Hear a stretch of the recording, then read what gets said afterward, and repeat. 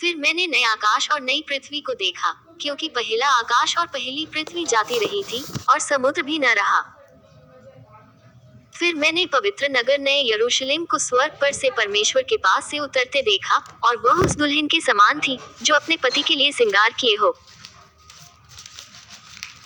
फिर मैंने सिंहासन में से किसी को ऊंचे शब्द से यह कहते सुना कि देख, परमेश्वर का डेरा मनुष्यों के बीच में है, वह उनके साथ डेरा करेगा, और वे उसके लोग होंगे, और परमेश्वर आप उनके साथ रहेगा, और उनका परमेश्वर होगा। और वह उनकी आंखों से सब आंसू पोंछ डालेगा, और इसके बाद मृत्यु न रहेगी, और न शोक, न विलाप, न पीड़ा रहेगी, पहली बातें जाती रहीं। और जो सिंहासन पर बैठा था, उसने कहा कि देख, मैं सब कुछ नया कर देता हूँ।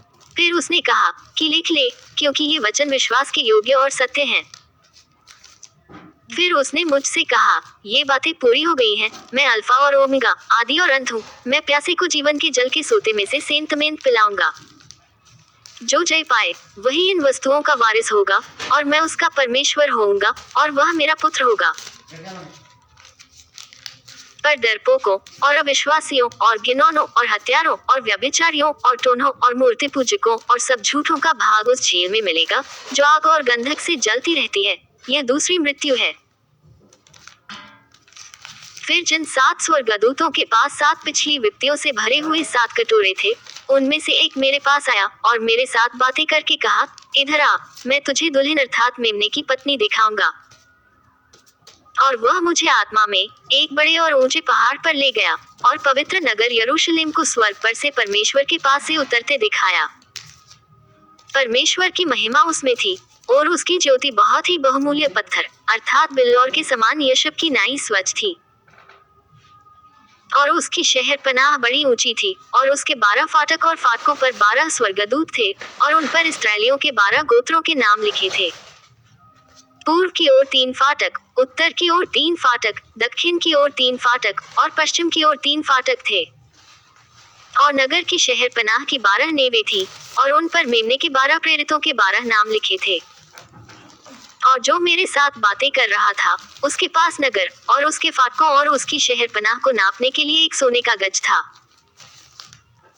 और वह नगर चौकोर बसा हुआ था, और उसकी लंबाई चौड़ाई के बराबर थी। और उसने उस गज से नगर को नापा, तो 750 कोस का निकला। उसकी लंबाई और चौड़ाई और ऊंचाई बराबर थी। और उसने उसकी शहर पनाह को मनुष्य के अर्थात स्वर्गदूत के नाप से नापा, तो 144 हाथ निकली।